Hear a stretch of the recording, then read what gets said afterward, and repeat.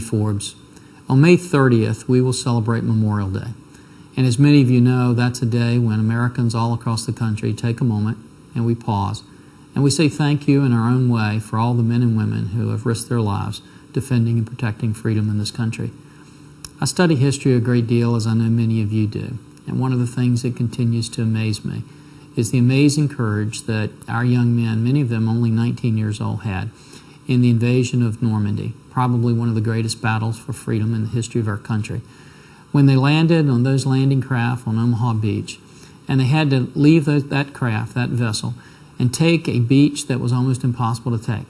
Machine gun fire in their face, cannons up and down the beach, some of their best friends dying all to their right and to their left. And I'm always amazed at what kind of courage a 19-year-old had to get off of that craft and go take that beach so that they could protect freedom for all the world. Sometimes we think that that kind of courage, that kind of commitment is gone. I just got back from visiting our troops in Afghanistan, and one of the things that I can tell you that just made me so full of pride was as I looked in the eyes of the men and women who are serving our country today, I saw that same kind of courage, that same kind of commitment to defend and protect freedom. It's something that can make us proud as Americans.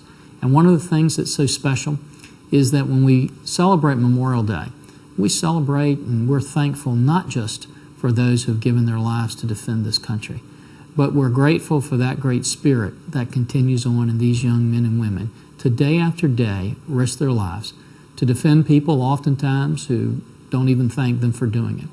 Individuals, some of whom haven't even been born yet, and individuals who sometimes can never say thank you to them because they were not the victim of some violent terrorist act, because these men and women were willing to risk their lives and defend and protect our country from those kinds of attacks. So on this Memorial Day, let us all take a moment.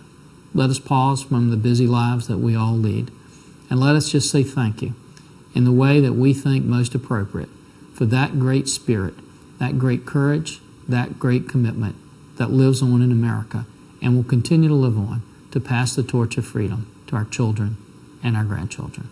God bless you. God bless our troops. And may God continue to bless the United States of America.